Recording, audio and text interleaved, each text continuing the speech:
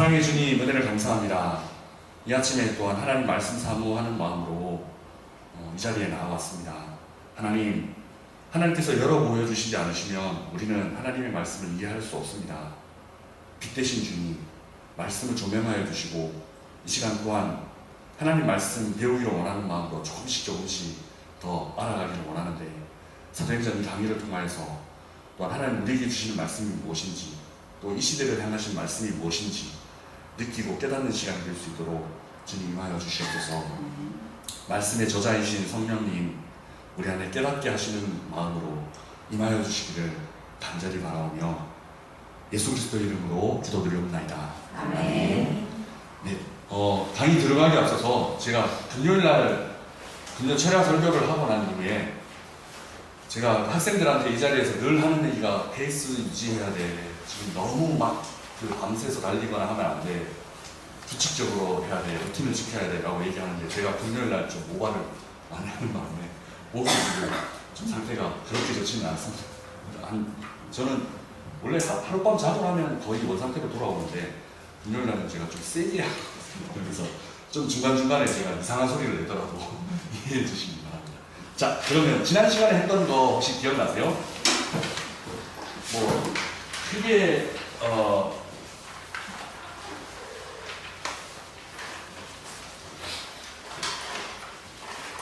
기다려요. 네.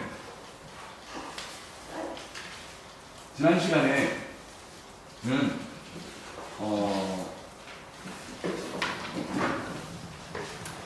그 사도행전에 기록되어 있는 역사들이 단순히 갑자기 사도행전 그 초대교회 안에서 펑 터진 사건들이 아니고, 이미 수천 년 전에 구약 성경에서 어떤 문제가 생겼고, 그 문제를 회복하시기 위해서 하나님 수많은 예언자들, 선지자들을 통해서 내가 이렇게 하겠다라는 예고를 해주신 대로, 그 예고는 약속이라고 볼 수 있습니다. 약속해 주신 대로 그 일들이 성취되는 것이다. 그래서 예를 들면 요엘서에 성령을 부어주시겠다라고 해주신 그 약속대로 그 일들이 이루어진 것이다, 성취된 것이다 라는 것을 설명을 드렸습니다.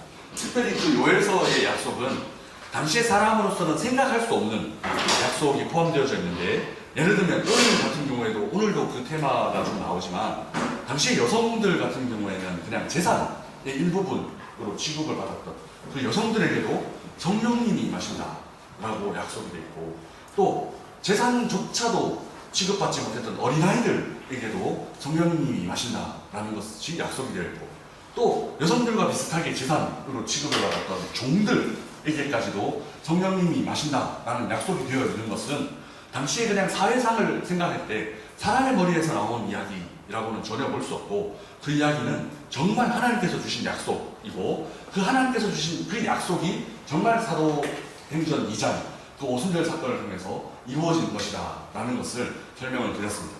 그래서 결국 제가 제일 마지막 시간에 가서 결론적으로 말씀드릴 게 여기에 나오는 건데, 구약 성경에 나오는 그 하나님의 백성 개념이 결국 성령님을 받은, 예수님을 믿음으로써 성령님을 받은 그 사람들로 이퀄 같은 사람으로 될 수 있다. 그러니까 새 이스라엘이 되는 것이고 하나님의 백성이 되는 것으로 볼 수 있다. 이건 뭐 나중에 또 설명을 드리겠습니다. 그래서 사도행전에 나오는 그 성령 강림의 역사들을 비롯해서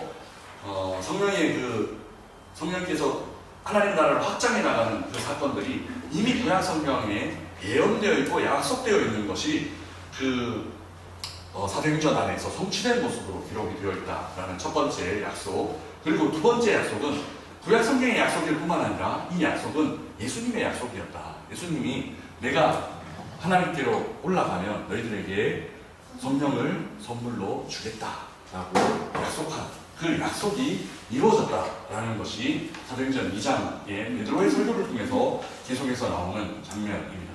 뿐만 아니라 사도행전 전체에서 마치 사도행전 1장 8절에 나오는 오직 성령이 너희에게 임하시면 너희가 권능을 받고 예루살렘과 유다와 사마리아 땅끝까지 이루어낸 증인이 되리라 라는 이 구절이 사도행전 전체를 바치는 뼈대인 것과 예고편 뼈대인 것과 마찬가지로 그 5장에 나오는 가말리엘의 말 기억나시나요? 야, 내비둬라. 사람의 일이면 어떻게 될까? 그냥 자연스럽게 없어질 거야. 너희들이 막 그렇게 애 안 써도 사람의 일이면 자연스럽게 없어질 거야.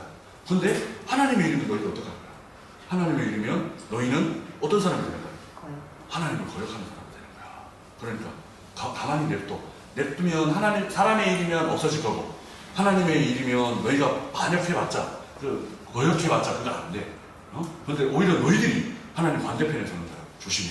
이렇게 얘기한 그 가말리엘의 입술을 통해서 그 이후에 일어나는 일이 보면 사람의 일이어서 소멸됐고 없어지고 뭐 예루살렘 교회가 반짝하다가 사라지고 이렇게 된 게 아니잖아. 계속해서 확장되고 계속해서 사람이 늘어나고. 그래서 거기에 수많은 표현들을 보면 제가 한 구절씩만 찾아보라고 했던 네,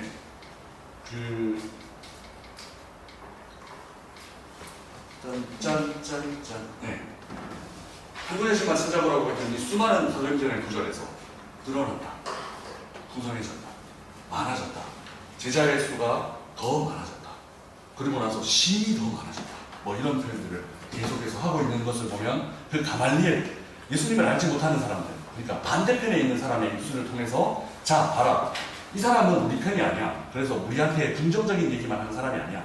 아주 객관적으로 볼 수 있는 사람이야. 그 객관적인 사람의 입술을 통해서 나온 이 말씀이 이렇게 성취되고 있어. 자, 그러면 이 예수님의 사건, 성령님의 사건 진짜야? 가짜야? 라는 질문을 던지는 거죠. 자, 오늘은 거기에 이어서 역사를 넘어선 역사에서 누가복음 사도행전에서 굉장히 그 독특한 문학적인 표현을 씁니다. 이게 짝입니다. 뭐 보시면 누가복음만 쓴 게 아니고 누가복음 그리고 사도행전 이렇게 써서 짝을 지어놨어요. 그리고 성경을 읽다 보시면 하나만 나오는 게 아니고 꼭 두 개가 나와요. 꼭은 아니고 많은 두 개가 나와요. 두 개가 나와서 짝을 짝짝짝 맺어 놓은 것을 볼 수 있습니다. 그러면 굳이 왜 한 번만 딱 하는 게 아니고 왜 두 개씩 이렇게 연결시켰을까라는 걸 한번 보면서 또 한번 성경을 조금 더 깊이 들어가겠습니다. 첫 번째 짝은 누가복음과 사도행전입니다. 그리고 두 번째 짝은 누가복음 안에서 이렇게 누가가 글을 쓰면서 짝을 지어서 표현한 표현들입니다. 그리고 세 번째 짝은 사도행전 안에서 나오는 짝인데 이걸 제가 과제로 드렸습니다. 보셨죠? 어떻게 좀 재밌으셨어요? 네. 거기 베드로와 바울이 짝을 이루고 있습니다. 그렇게. 그리고 마지막으로 이 짝과 연속성에 대해서 어떤 의미가 있는지를 한번 살펴보겠습니다. 누가복음과 사도행전의 대표적인 부분은 누가복음과 사도행전의 서문입니다. 우리 중에 이루어진 사실에 대하여 처음부터 목격자와 말씀에 일꾼된 자들이 전하여 준 그대로 내력을 저술하려 붓을 든 사람이 많은지라 그 모든 일을 근원부터 자세히 미루어 살핀 나도 데오빌로 각하에게 차례대로 써보내는 것이 좋은 줄 알았노니 라고 이야기를 하면서 서문을 이렇게 시작하고 있습니다. 각 복음서의 서문 안에는 그 복음서의 독특성을 엄청나게 잘 표현하는 한 글자씩이 표현되어 있는데요. 이건 나중에 설명할게요. 근데 여기서는 사실에 대하여 이렇게 하면서 누가복음이라는 사도행전 안에서 그 역사적인 사실을 설명하고자 하는 그런 마음이 굉장히 많았습니다. 그리고 사도행전 첫 번째 부분에서 다시 그러니까 어떤 사람은 누가복음 사도행전이 한 책이 아니었을까? 그런데 둘이 누군가에서 둘을 나누지 않았을까? 이렇게 주장하는 사람도 있는데 이 서문을 봤을 때는 그렇게 보이지 않습니다. 이거는 분명히 누가가 사도행전을 기록하려는 생각을 갖고 일단 누가복음을 기록을 하고 그 다음에 또 2편으로 소편으로 이걸 기록했다라고 알 수 있습니다. 데오빌로요 라고 하면서 이 글을 받는 사람에 대해서 딱 명시를 하고 있고 그 다음에 내가 먼저 쓴 글에는 이라고 하면서 지금 내가 글을 쓰고 있습니다 하는 것을 분명히 기록을 하고 있습니다. 그래서 사도행전 서문과 누가복음 서문을 봤을 때 저자 내가 라는 장면이 계속해서 겹쳐지고 있고, 그리고 수신자 데어빌로라는 사람도 겹쳐져서 등장을 하고 있습니다. 그리고 문체는 내가 지금 이 글을 쓰는 게 어떤 식으로 쓸 거냐면 내가 역사가로서 글을 쓸 거야 라고 밝혀보고 있습니다. 사실들을 내가 수집하고 또 어떤 자료들을 내가 꼼꼼히 살펴서 내가 글을 쓸 거야 라고 역사가로서의 관점에서 이 글을 누가복음과 사도행전에 쓰고 있다라는 사실을 알 수 있습니다. 자, 그러면 이런 역사가로서의 관점에서 글을 쓰는 게 누가한테서 처음 일어난 일일까요? 당시에 그리스 문헌들을 이렇게 살펴보면 뭐 타키투스라든지 아니면 이레뉴스가 유세푸스라든지 뭐 이런 사람들이 그 역사를 기록하려고, 특히 그 전쟁사 이런 것들을 기록하려고 많이 이렇게 붓을 들었습니다. 그럴 때 이제 누가도 아마 그런 문헌들을 읽었을 것이고 또 그런 문헌들을 접하고 그런 양식에 맞추어서 이런 누가복음 사도행전을 기록하기를 시작합니다. 여기서 제가 한 가지 더 좀 보태고 싶은 거는 누가의 캐릭터인데요. 누가는 첫 번째 보면 어떤 캐릭터를 알 수 있냐면 여기 나오는 것처럼 어떤 캐릭터입니까? 누가복음 사도행전을 썼을 때 첫 번째는 역사가로서의 캐릭터가 있습니다. 그래서 단순히 그냥 뭐 이야기처럼 허황된 이야기를 막 이렇게 쓰는 게 아니고 자료들을 수집을 합니다. 그래서 그 자료들을 꼼꼼히 살피고 난 다음에 기록을 합니다. 그게 누가복음 사도행전이에요. 그래서 피안되게 뭐 이렇게 기적 이야기가 나왔어. 이거 진짜 예수님이 한 거 맞아? 아니야? 이런 의심을 하지 못하게끔 아주 꼼꼼히 자료들을 살피고 당시에 자기가 접할 수 있었던 그 문헌들을 살피고 그렇게 해서 기록을 했다라는 사실을 알 수 있습니다. 그 다음에 두 번째는 말씀해 주신 것처럼 작가로서의 관점입니다. 그러니까 이거를 배치를 앞에 두느냐 뒤에 두느냐 아니면 사이에 두느냐 뭐 이런 것들을 작가로서 상상력을 동원해서 글을 썼습니다. 그러니까 오늘 우리가 여기서 이 강의를 듣습니다. 그리고 집에 돌아가셔서 한 분 한 분 일기를 씁니다. 그렇게 해서 다음 시간에 만약에 가져옵니다. 숙제 낼 건 아닙니다. 긴장 안 하셔도 됩니다.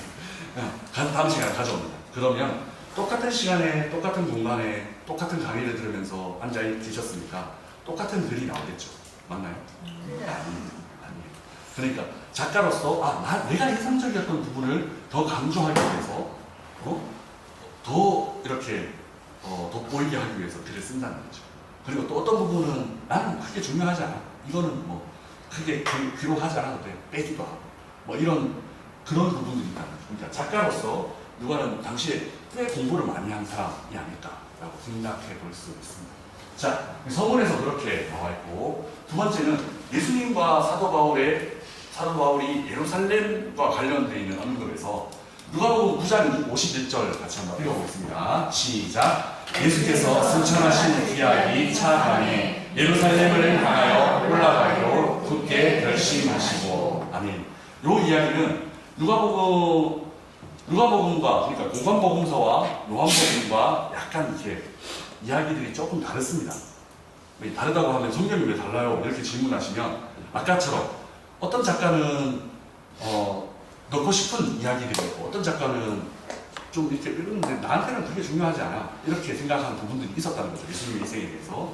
그렇게 봤을 때 공관복음은 어떤 식으로 표현을 하냐면 갈릴리에 예수님이 계속 머물러 있다가 날이 기약이 차감해 하면서 예루살렘으로 한 번 오십니다.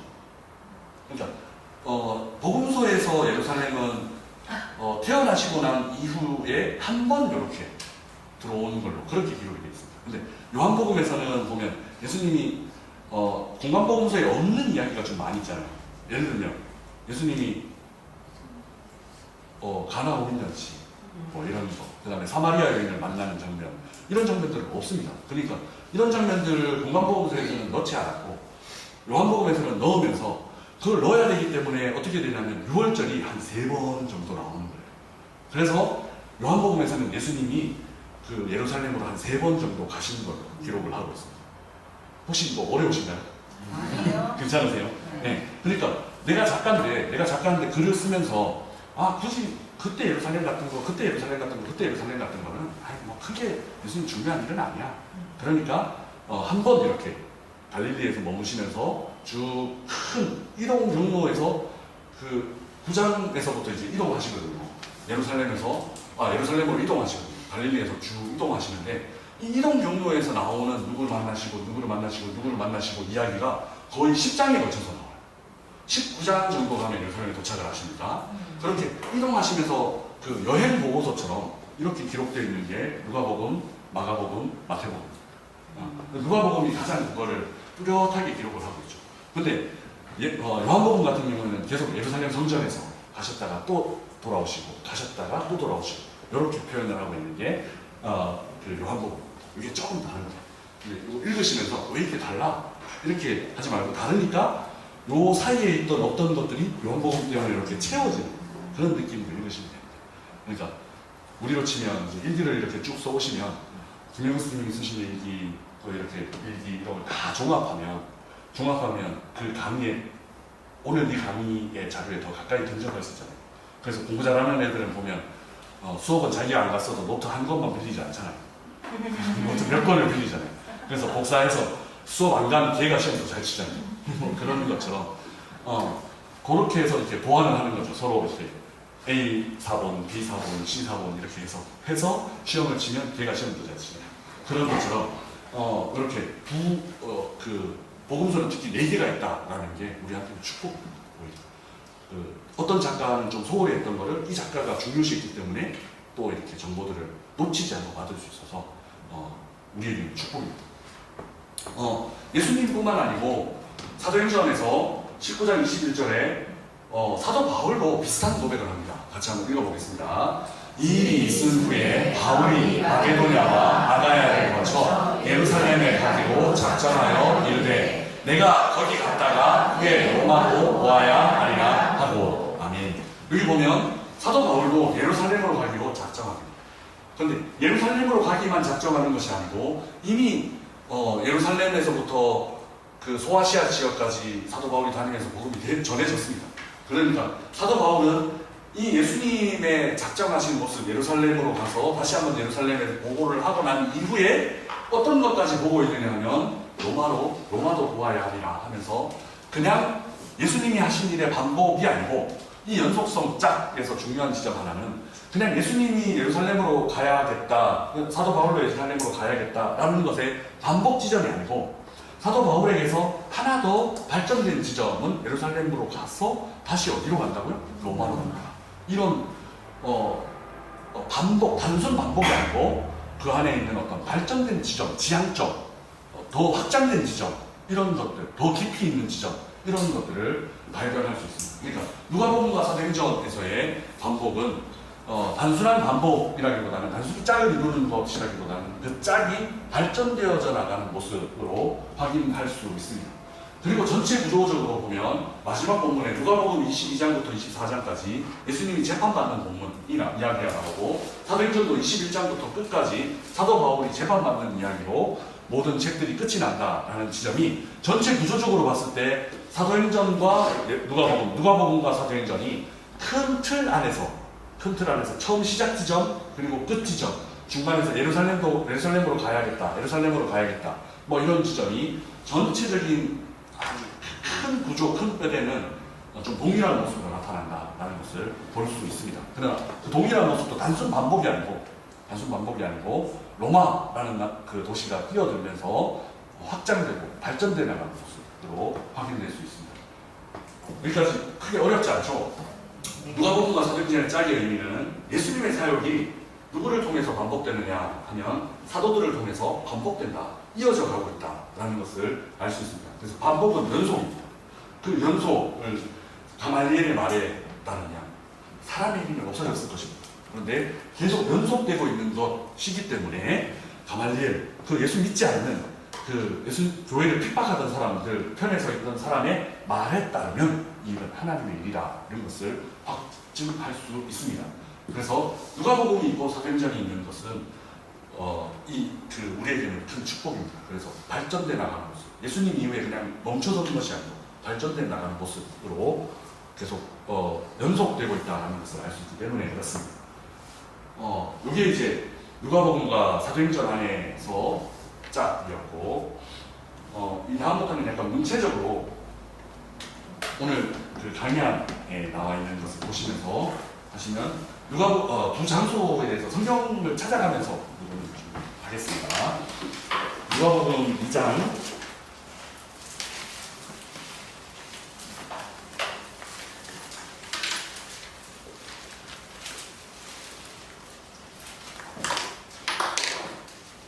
'네, 한번 찾아보시면 거기 장소에 대한 이야기 어떻게 되어 있는지 한번 보십시오. 찾으셨으면 적으십시오. 이 표를 한번 채워보겠습니다.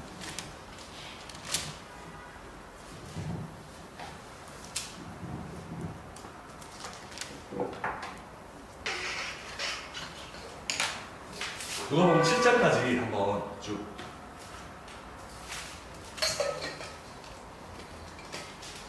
혹시 뒤쪽에 성경책 더 있지 않나요? 없나요? 성경책 없으신 분 있으시죠? 저번에는 여기 쌓여 있었는데.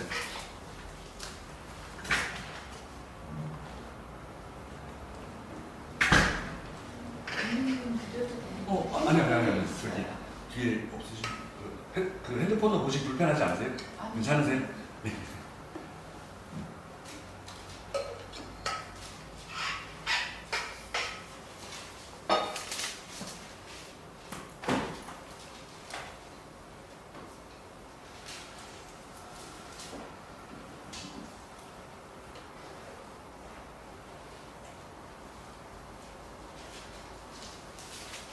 장소 이름만 찾아서 한번 써보시면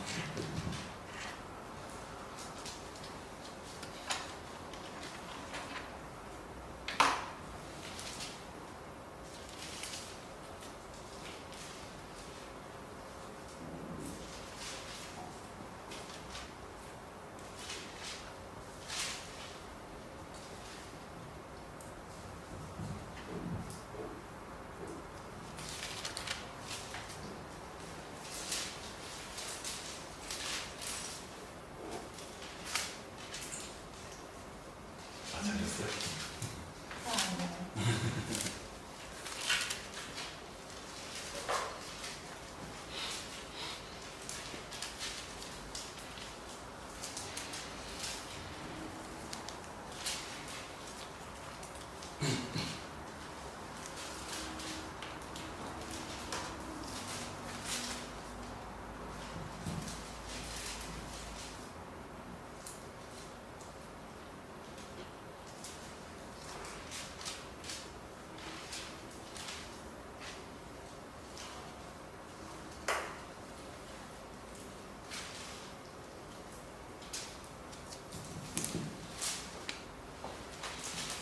여기는 장소가 명시되어 있어요. 그래서 장소 이름은 그러면 한번 해볼까요?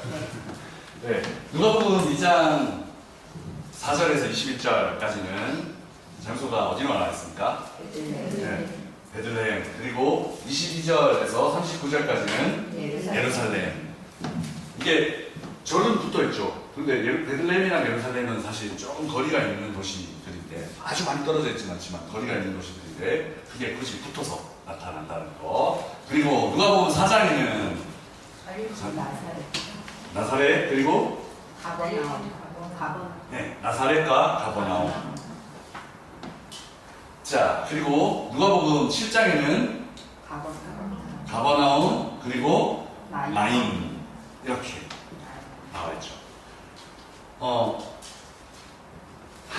거의 한 이야기, 붙어 있는 이야기 안에서 장소가 서로 다른 장소가 붙어 있는 곳으로 이 한 세 부분 안에서 나타납니다. 장소가 두 장소가 붙어서 나타나는 장면.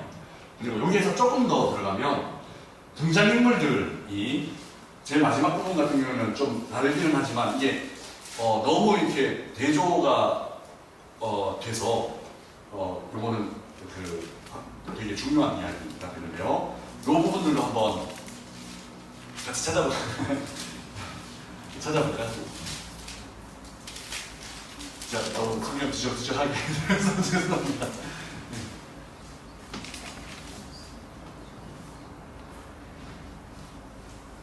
누가 나타나는지, 등장인물이 누군지.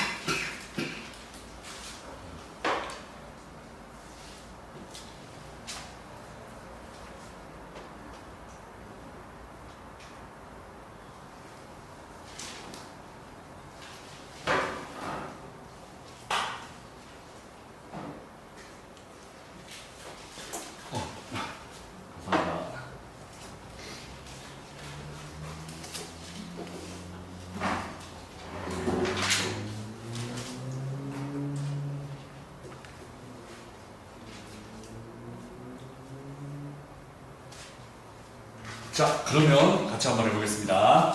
자, 첫 번째 2장 25절에서 35절에 나오는 사람은 누굽니까? 시몬이라는 사람이 나타납니다. 그리고 36절에서 38절까지는 안나라는 사람이 나타납니다.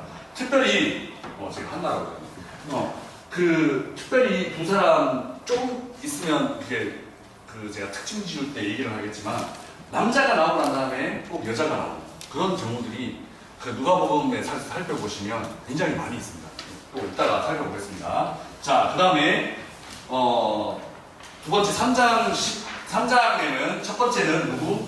세리. 그 다음에는 군인이 나타납니다. 세리와 군인 두 사람이 예시로 딱 붙어서 나타나고, 누가복음 7장에는 백부장 그리고 과부. 과부. 그러니까 과부의 아들이 죽었죠. 그래서 과부, 백부장과 과부 이렇게 나타나고, 자, 여기에서 다시 한번 누가복음 7장 11절에서 16절에는 조금 길게 표시하는 과부긴 과부인데 어떤 사람이냐면 누가 죽었습니까? 아들이 죽었습니까? 딸이 죽었습니까? 아들이 죽은 여자 이야기고, 이쪽은 8장 40절에서 56절은 누가 죽었습니까? 딸이 죽은 남자, 아빠의 이야기입니다. 맞습니다. 자, 죽은 독자, 아들, 죽은 아들과 어머니, 아들이 죽었고, 그 다음에 거기에서는 죽은 동료, 그러니까, 동료, 그런 말은 잘 안 쓰니까 좀 그렇긴 하지만, 그 하나밖에 없는 딸이 죽은 아버지에 대한 이야기입니다. 그러니까, 요 두 가지 이야기가, 서로 이렇게, 아주 이렇게 대칭되면서 두 번씩 이렇게 나오는 모습을 볼 수 있습니다. 그리고 한 번 더 이제 마지막 짝을 이루는 모습을 살펴보면, 이번 그 시간을 좀 드릴까요? 아니면 쉬는 시간 겸해서 한 15분 정도 드릴까요? 네, 그러면 한번 이 부분은 그 두 번째 페이지 뒷장에 있는 한 이야기 안에서의 두 예시, 이 부분은 첫 번째 예시, 두 번째 예시, 이 부분을 찾아보시면 그 짧은 본문 안에서 두 가지 이야기가 나옵니다. 두 가지 뭐 예를 들어서 보시면 뭐 그 겨자씨랑 누룩이랑 같이 나온다든지 뭐 이런 이야기가 있습니다. 뭐 살펴보시면 한 그래서 50분에 다시 결과물을 갖고 그러면 이제 조금 스피드 있게 진행해 보도록 하겠습니다. 자, 한 이야기 안에서 누가는 한 말만 예시로 드는 것이 아니고 꼭 두 가지씩 예시를 드는 경우들이 많이 있습니다. 아주 많이 있습니다. 그래서 누가복음 4장 25절에서 27절 살다가부와 누가 나오나요? 수리아의 나아만, 시리아의 장군 나아만 장군의 이야기가 나오고, 그러니까 구약 성경 이야기잖아요. 구약 성경 이야기에서 남자 이야기만 딜렁 나오는 것이 아니고 여자 이야기 하나, 남자 이야기 하나 딱 나오는 그런 모습을 볼 수 있습니다. 그리고 6장 44절에도 가시나무에서 모아가라 이 얘기만 하고 끝나는 것이 아니고 찔레에서 포도가 이렇게 하면서 두 가지씩 얘기를 하는 경우가 있습니다. 그리고 11장 31절에서 32절 보면 남방의 여왕, 남방의 여왕 그리고 니느웨 사람 이런 식으로 표현을 합니다. 그러니까 남방의 여왕 같은 경우에도 여자, 니느웨 사람 같은 경우에도 여기에 보면 그 히브리어 문법에는 복수형이어도 남성명사, 여성명사가 있어서 그 헬라어도 마찬가지죠. 그래서 여기는 남성명사로 기록되어져 있습니다. 남자, 여자가 또 같이 나옵니다. 그리고 12장 24절에서 쭉 조금 이어지고 27절에 보면 어떻게 까마귀와 백합화라고 이런 부분이 두 개가 예시가 되어져 있습니다. 그리고 12장 54절, 55절 보면 되게 문학적인 표현인데 이 표현 되게 저도 공부하면서 다시 이런 표현이 있었어? 이렇게 다시 봤는데 서쪽 구름 그리고 남쪽 바람 이런 표현을 한 절 안에서 한 문장 안에서 쓰고 있습니다. 그리고 13장 1절에서 5절 사이에 보면 이야기가 조금 길어요. 설명을 해야 되니까 조금 길지만 뭐 5절 안에 빌라도에 의해서 죽은 사람, 그러니까 피 흘린 사람들 이 이야기가 나오고 그 다음에 실로암 망대에서 죽은 18명의 이야기가 나옵니다. 그러니까 같이 약간 학살처럼 당한 혹은 이렇게 사고처럼 죽은 사람들에 대해서 이야기를 하면서 그 사람들을 한 이야기만 끄집어드리는 것이 아니고 두 이야기를 동시에 끄집어드리는 모습입니다. 그리고 13장 18절에서 21절에는 겨자씨 이야기가 나오고 한 번 더 누룩에 대한 이야기가 하나님 나라에 대해서 천국에 대해서 설명하면서 예시로 들어져 있는 것을 볼 수 있습니다. 그 다음에 14장 28절에서 32절 같은 경우에 어떤 일을 하기 전에 미리 계산을 하고 예측을 해보고 어떤 일을 해야 된다라는 어떤 지혜의 말씀을 이야기를 하면서 망대를 건축하기 전에 그 비용을 계산해보고 그 다음에 건축해야지. 만약에 무턱대고 너가 건축 시작했다가 그거 다 못 지으면 지나가는 사람들마다 그거 보고 비웃을 거야. 이런 얘기들을 하고 있는 거죠. 그리고 두 번째 예는 전쟁을 하기 전에 왕이 내가 가진 군사력과 저쪽이 가진 군사력을 비교하면서 자, 내가 이 전쟁에 승산이 있는지 없는지를 생각해 봐야 될 거 아니야. 생각해보고 나서 만약에 승산이 있으면 전쟁을 하는 거고 안 될 것 같으면 미리 확신을 해서 그 다음 단계로 가야 될 거 아니야 라고 이야기를 하는 지혜의 말씀과 관련해서 이야기를 해주고 있습니다. 이 말씀이 약간은 믿음이라든지 이런 것과는 배치되는 것 같습니다. 그런데 실제로 우리의 삶에는 어떤 기적적인 이야기들을 바라보면서 믿음으로 건너뛰어야 할 순간은 예외적인 순간입니다.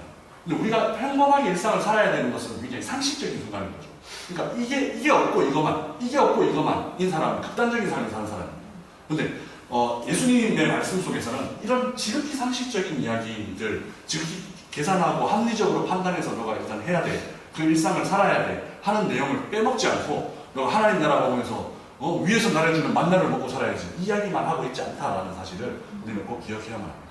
그러니까 하나님께서 우리에게 주신 이성, 합리성 이런 걸 갖고 상식적인 수준에서 우리가 살아내야 할 영역이 있고 또 그렇지 않고 그것은 상식적으로 봤을 때는 이건 안 되는 일입니다. 그런 일들을 그냥 그 믿음 없이 주저앉아 있는 것에 대해서도 주님은 지적하실 수 있습니다. 그러니까 그 두 가지가 균형 있게 그때그때 맞는 하나님의 음성들을 듣는 것이 중요합니다.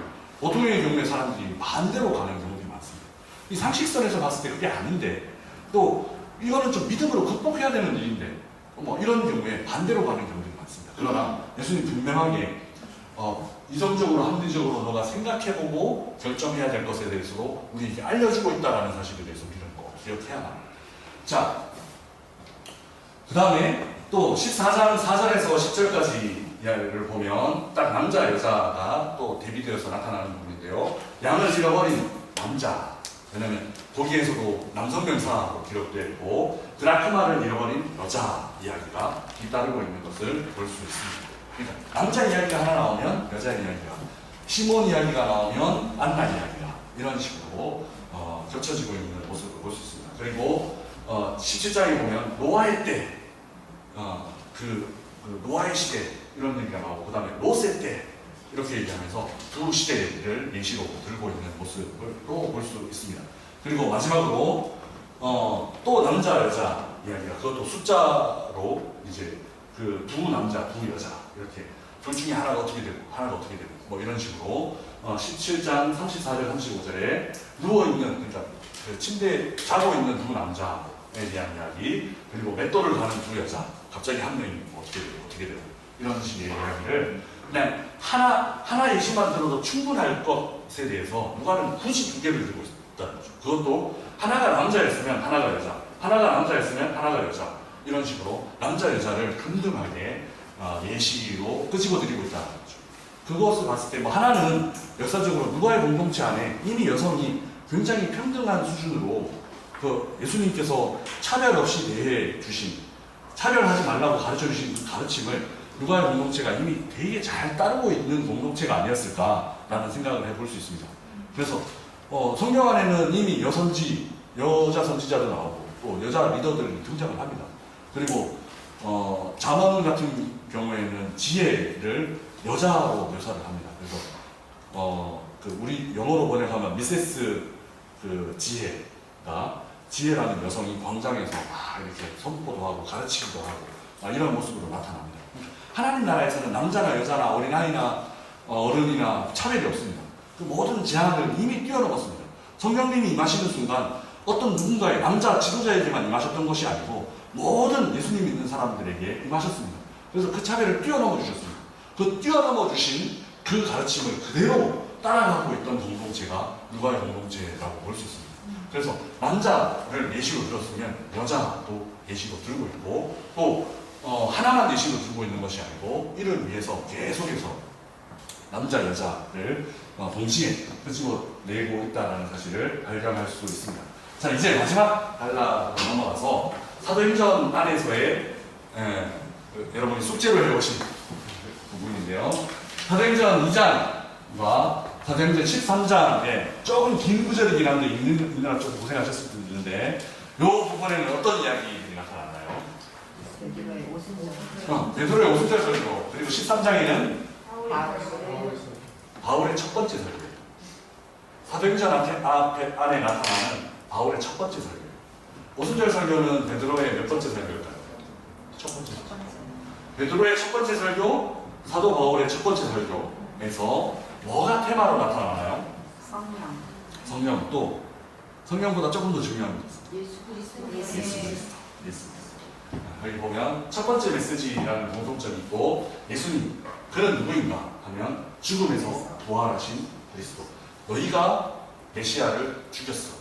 그런데 하나님이 예수를 살리셨어. 이 두 가지 병행, 그러니까 이걸 어떻게 대조되는 컨트라스트라고 표현하는데, 너희가 메시아를 죽였어. 하나님께서 그 예수를 살리셨어. 이 두 가지가 메시지로 나타납니다. 그리고 넘어가서 사도행전 8장과 13장에 또 한 번 더 나타나는 부분은 어떤 부분입니까? 시몬.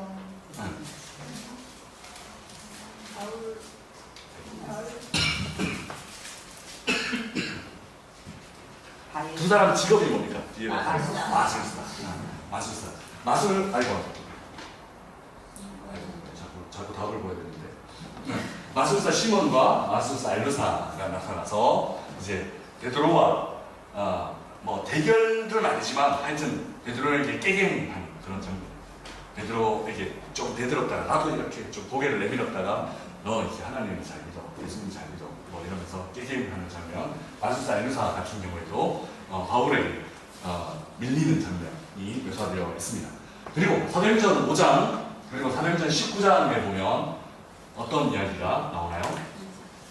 기적. 네. 기적이 나오는데 어떤 기적? 치유의 기적. 치유의 기적인데 어떤 식으로 기적이 나타나느냐 하면 뭐가 덮여요.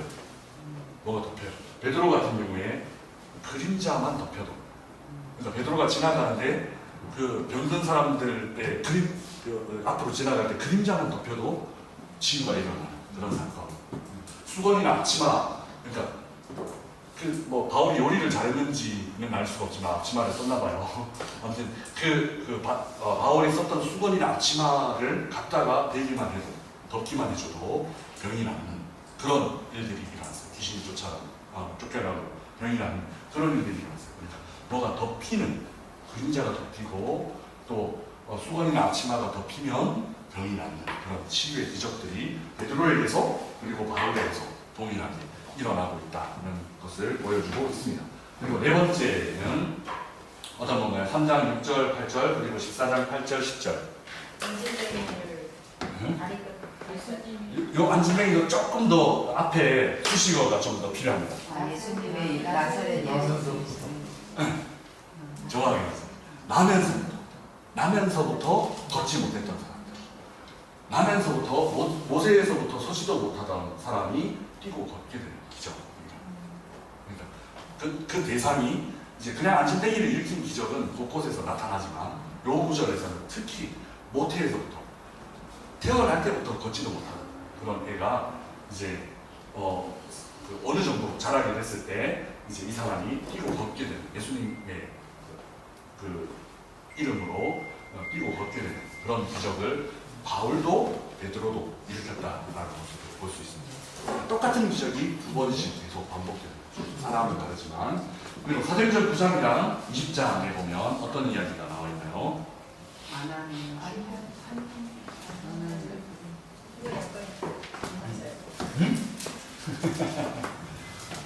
어떤 이야기요?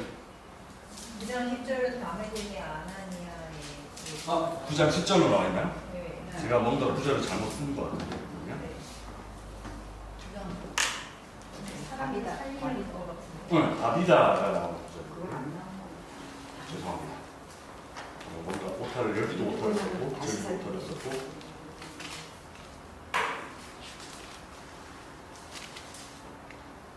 그다음 30 잠시만요. 9장 40절. 이거는 고쳐서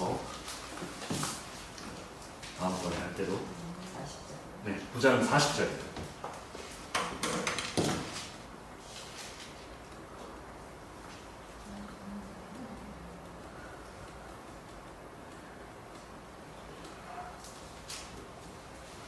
네. 9장 40절에 보면 누가 일어나느냐면 다비다가 죽었다가 다시 살아난다. 그리고 20장을 보면 바울의 강의를 듣다가 바울도 강의를 그렇게 잘 하지는 못했나 봐요. 왜 졸아가지고 지금 떨어져가지고 목이 부러져서 이제 죽었는 사람들 다 죽었다 쯧쯧쯧 하고 있는데 바울이 가서 다시 살려내는 장면, 그런 장면입니다. 근데 그때는 뭐 설교를 한 번씩 들으면 우리는 설교가 길어도 제 지도 교수님이 이제 그 대학 교회에 그 설교를 하시는 하여튼 디렉터였어요. 그 학교 바로 옆에 있는 대학 교회에 설교를 하시는 목사님도 하시면서 교수님이신 그런 분이신데, 그분이 설교학에서 강의를 하시면서 이런 얘기를 하셨어요. 설교는 15분이 넘으면 안 돼. 독일 설교는 그렇습니다. 그리고 17분이 넘으면 죄야. 짧을수록 좋아. 이렇게 얘기하셨는데, 보통 이제 독일 같은 경우에는 예전이라는 게 말씀 예전이 아니고 그 예배에서 중요한 게 그 말씀이 아니고 그 앞에 있는 약간 가톨릭 예배랑 많이 겹쳐져 있는 부분이 있죠. 왜냐하면 중교개혁이 일어나고 루터 같은 경우에도 가톨릭을 많이 따라가니까. 그래서 그 앞에 있는 찬양을 한다든지 성경 말씀을 계속 번갈아 가면서 구약 본문, 신약 본문, 시편 이렇게 읽는다든지 이런 것들이 예배에 되게 중심을 이룹니다. 그런데 이제 우리 같은 경우에는 미국에서 이제 문화가 들어와서 설교가 되게 중심입니다. 그래서 설교가 엄청 긴데, 그래서 저도 한국 와서 설교를 하는 입장에서는 좀 짧게 그 핵심적인 내용만 하면 더 좋을 것 같고, 그 나머지는 좀 이렇게 예배를 진짜 액티브하게 드리는 쪽으로 가면 어떨까 그런 생각을 좀 하고 있긴 한데, 아무튼 이때는 뭐 설교 시작하면 기본이 뭐 3시간, 4시간이었으니까 졸리기도 했을 거예요. 근데 창틀에 앉아가지고 사람들이 워낙 많으니까 창틀에 앉아가지고 설교를 듣다가 졸았나봐요. 그래서 밖으로 떨어져서 죽었는데 바울이 다시 살리는 그런 장면입니다. 요즘도 저번에 제가 중국 선교사님 결혼식 이야기 해드렸지만, 요즘도 외국에 가면 그렇게 설교를 듣는 사람들이 많이 있어요. 언제 내가 목사 설교를 들을 거냐 하면서 설교에 갈급한 사람들이 많이 있어요. 자, 유두고를 설명하다가 설명을 드렸고, 그리고 사도행전 10장 그리고 사도행전 14장에 보면 어떤 이야기가 나와 있습니까? 신격화된 신격화, 정확하게 표현했습니다. 사람들이 와서 막 베드로에게 전하고 사도 바울에게 전하고 막 이런 모습을 절 받으면 좋을까요, 싫을까요? 좋죠. 좋죠. 저한테 막 이렇게 막 띄워주시면 좋죠. 좋은데 그게 하나님 아래에 있어야 되고 하나님 안에 있어야 돼요. 그러니까 서로 이제 성도님들이랑 사역자가 서로 교제하는 것도 하나님 안에 있어야 되는 거죠. 그러면 아무 문제가 없어요. 그런데 지금 문제가 되고 있는 뭐 M교회 같은 경우에도 그렇고 뭐 뉴스에 나오는 그런 교회들은 보면 사역자가 어떻게 보면 하나님 위치에 뭐 자기는 아니라고 얘기하지만 어느 정도는 하나님 위치에 이렇게 한쪽 발을 이렇게 들여놓고 내가 말하는 거랑 하나님 말하는 거 똑같은 거야 뭐 이런 식으로 얘기하기 시작하면 서서히 문제가 생기더라고요. 그러니까 사역자는 철저하게 하나님의 종, 하나님의 도구로 서 있고 그 안에 있어야 되고, 그래서 이렇게 서로 존중하고 서로 사랑하고 서로 섬기는 모습이 나타나야 되는 거지, 마치 내가 하나님처럼 해서 막 전지전능한 뭔가를 하게 되면 사람을 움직이고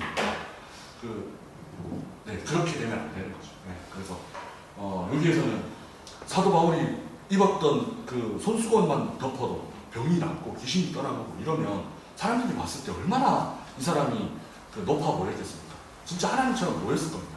그런데 그런 것에 대해서 다 거절하고 물리치고 그런 자리를 오히려 피하는 거죠. 내가 높아지는 자리를 피하는 거죠. 그럴 수 있는 인격, 정말 하나님을 만난 사람만 할 수 있는, 하나님 어정쩡하게 만나면 마치 내가 뭔가 하는 것 같습니다. 공부 어정쩡하게 하면 막 내가 뭔가 되게 뛰어난 것 같습니다. 근데 공부를 하다 보면 진짜 내가 아는 게 진짜 우주에서 먼지 같은 이런 거밖에 없구나 라는 걸 느끼는 순간 교만하고 싶어도 교만할 수가 없는 거.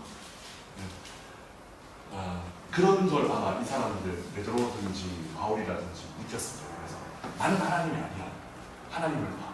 나를 통해서 하나님을 봐. 나를 보지 마. 그래서 고린도 교회에 바울파, 베드로파, 뭐 아볼로파 이렇게 나눠져 있을 때 왜 이렇게 사람들을 보고 있나? 하나님을 봐야지. 우리는 그리스도에게 속했어. 우리가 그리스도에게 속하는 순간 바울이고 베드로고 아볼로고 이런 사람은 나에게 속하게 되는 거야 라는 걸 가르쳐 주는 거죠. 제가 새벽 3부 때 한번 설교를 했었는데 처음 들으시는 듯하니 네. 그래서 사람들이 신격화하는 것을 철저하게 거절하는 모습이 두 번 이제 드러납니다. 그만큼 베드로도 위대했고 바울도 위대했다라는 반증이죠. 근데 그걸 그 신격화를 받는 것으로도 위대한데 그걸 거절할 수 있다는 건 더 위대한 모습을 보여주는 거죠. 우리도 그렇게 살아야 될 텐데, 저도 그렇게 살아야 될 텐데 참, 예, 고민이 많습니다. 여기까지가 이제 사도행전 안에서의 연속성에 대한 부분입니다. 다시 한번 좀 정리를 하면 우리는 이미 짝과 관련되어 있는 것을 이미 한번 공부를 한 적이 있습니다. 성령에 대해서 이야기하면서 2장과 10장이 짝을 이루고, 그리고 사도행전 8장과 19장이 짝을 이룬다. 2장은 예루살렘, 그리고 10장은 가이사랴 사건이 하나의 짝을 이루고, 일방적으로 말씀을 전하거나 기도할 때에 일방적으로 성령이 위에서 강림한 사건으로 볼 수 있습니다. 그리고 사도행전 8장과 19장의 사마리아와 에베소 사건이 짝을 이루고 있는 모습을 볼 수 있습니다. 안수를 통해서, 베드로의 안수를 통해서, 그리고 바울의 안수를 통해서 성령이 임하는 장면으로 짝을 이루고 있다는 것을 알 수 있습니다. 네. 이 짝을 이루는 것이 중요한 것은 뭐냐면 계속해서 그 역사 안에서 계속해서 발전해 나가고 있다라는 건데 확장되어져 나가고 있다라는 그런 지점인데 사도행전 2장의 예루살렘 오순절 사건은 유대인들에게 임했던 오순절 사건이고 사도행전 10장의 가이사랴에서 임했던 오순절 사건은 이방인들의 오순절 사건으로 불릴 만큼 그냥 유대인 안에만 머물러 있는 복음, 유대인 안에만 머물러 있는 성령이 아니라 이방인들에게 계속해서 확장되어져 나가고 있는 모습. 그러니까 아까 예수님이 예루살렘으로 가야 하리라, 사도 바울도 예루살렘으로 가야 하리라 했지만 사도 바울은 그 후에 다시 로마도 가야 하리라 이렇게 확장하는 것처럼 유대인들 안에만 갇혀 있는 모습이 아니고 이방인들에게 이렇게 확장되어져 나가는 모습을 짝을 이름을 통해서 살펴볼 수 있습니다. 또 안수를 통한 성령 강림 사건 같은 경우에도 베드로라는 당시에 탁월했던 리더, 예수님의 수제자, 이 수제자가 역사의 저편으로 서서히 사라지는 순간에 바울이라는 사람을 하나님께서 다시 들어서 사용하시면서 이 바울을 통해서 다시 베드로가 했던 그 일들을 똑같이 행하는 모습을 볼 수 있는 거죠. 아까 뭐 앞치마의 사건이라든지 사람을 살리는 사건이라든지 뭐 신격화를 거절하는 사건이라든지 이런 사건들이 계속해서 반복되고 있는 모습을 통해서 베드로 그 수지자에게 임했던 하나님의 역사가 베드로가 죽으면서 끝나는 것이 아니고 바울에게서 넘겨지고 또 바울을 통해서 또 누군가에게 넘겨지고 또 누군가에게 넘겨지고 하면서 이 자리에 우리에게까지 와 있다라는 사실을 이 기록을 통해서 살펴볼 수 있습니다. 첫 번째 짝과 연속성에 대한 부분은 확장입니다. 이게 그 예수님에게서 일어났던 이 복음의 첫 출발점이 그냥 끝나는 것이 아니고 사도들에 의해서 계속해서 이어져 가고 있다라는 사실에 대한 확장이고요. 두 번째는 똑같은 말이지만 이게 계속해서 연속되고 있다, 소멸되지 않고 계속해서 연속되고 있다라는 사실인데 가말리엘의 말, 사람의 일이면 이게 없어질 거야. 그게 아니라는 거죠. 계속해서 연속되는 것은 하나님의 일이구나. 이것이 하나님께서 원하셨던 일이구나. 하나님께서 일으키셨던 일이구나. 라는 것을 깨달으면서 예수님께서 행하셨던 일들이 사도에게서 연결되고, 그러니까 누가복음에서 일어났던 일이 사도행전에서 일어나고, 사도행전 안에서도 베드로에게서 일어났던 일이 바울에게서 다시 일어나면서 이 일이 단순히 그냥 한 사람의 특정한 카리스마틱한 지도자에 의해서 시작되었다가 반짝했다가 끝나는 게 아니고 계속해서 누군가에게 전달되고 전승되고 연속되는 것은 이게 사람의 일이 아니라 하나님의 일이구나 라는 것을 확증해서 보여주고 있는 역사들입니다. 그리고 세 번째는 한 사건 안에, 한 예시 안에 남자들만 나타나는 것이 아니고 당시에 주도했던 그 남자들만 예시로 드러나는 것이 아니고 여성들도 그 공동체 안에서 중요해. 한 인격체로서 여성들도 중요해.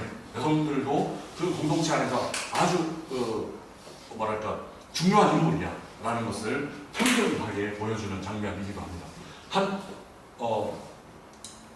한 아들을 잃은 하나밖에 없는 아들을 잃은 여자의 이야기와 하나밖에 없는 딸을 잃은 남자의 이야기가 연결되면서 그 이야기들을 통해서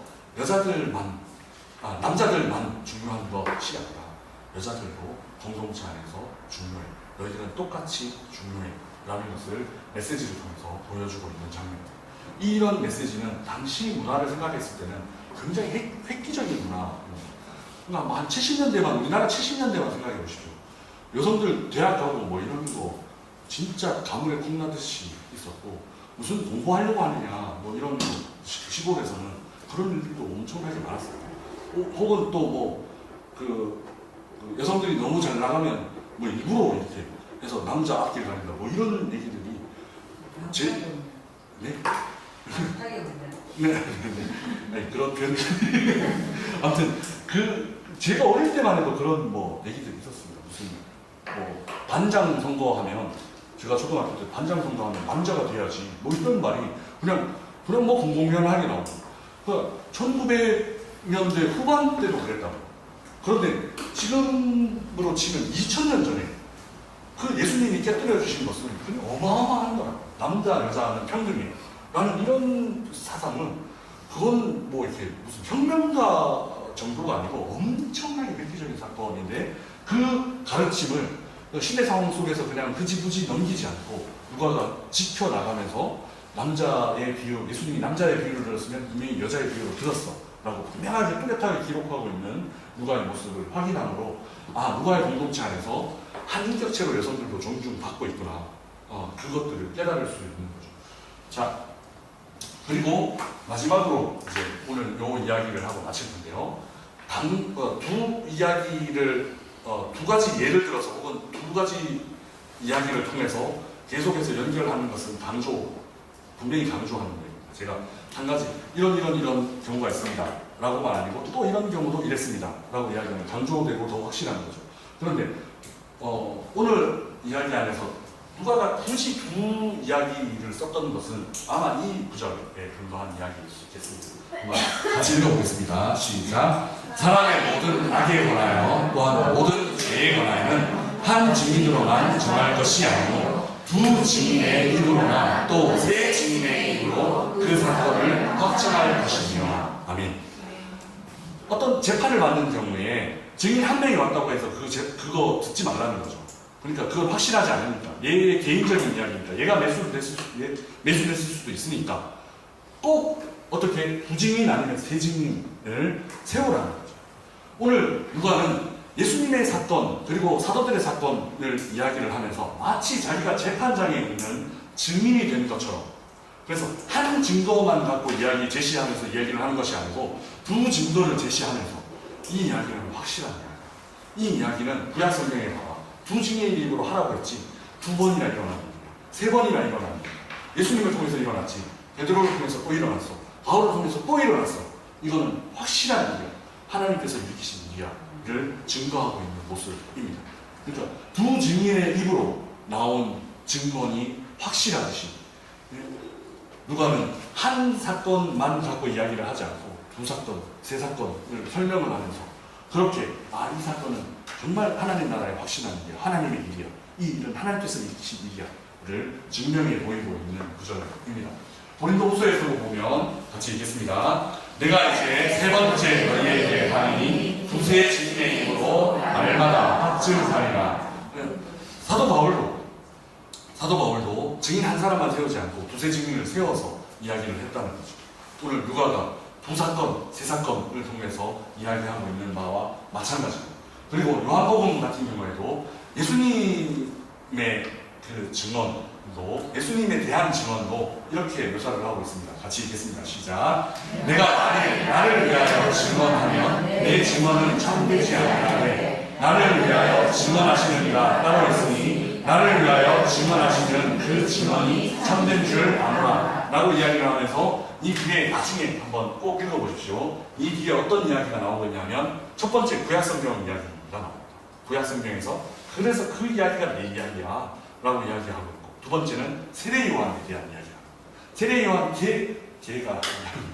요한이 얘기했던 그 이야기 내 이야기야 라고 이야기하면서 구약성경에 의해서 한 번 증언을 받으신 예수님, 세례 요한에 의해서 한 번 더 증언을 받으신 예수님, 이렇게 기록이 되어져 있는 거죠.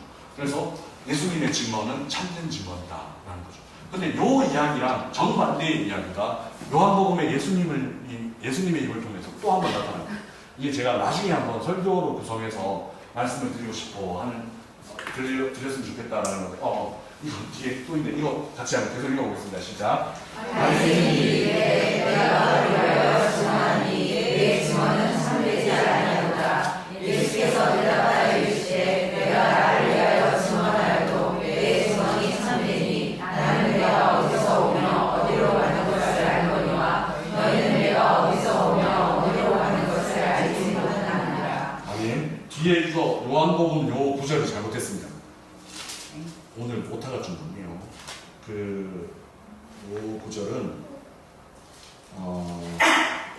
요한복음 5장이 아니고 요한복음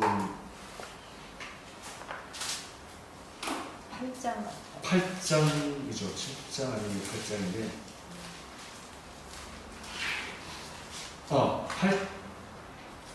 8장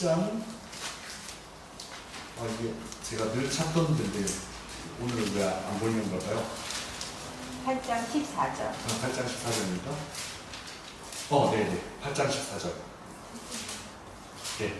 그래서 요 8장 14절 이하의 말씀인데 5장 31절에는 내가 나를 위하여 증언하면 내 증언은 참되지 않다. 이렇게 예수님 말씀하셨죠. 그런데 예수께서 대답하여 이르시되 내가 나를 위하여 증언하여도 내 증언이 참되지. 그러니까 정반대의 이야기를 하십니다. 왜 이럴까? 왜 예수님이 이렇게 한 입으로 두 말을 하실까라고 찾아보면 여기에서는 예수님이 그 사람들의 눈높이에서 얘기를 해주십니다. 사람들의 눈높이에서 야, 내가 내 스스로 굳이 증언을 안 해도 내 뒤에 구약 성경이 이미 나를 위해서 증언을 했어.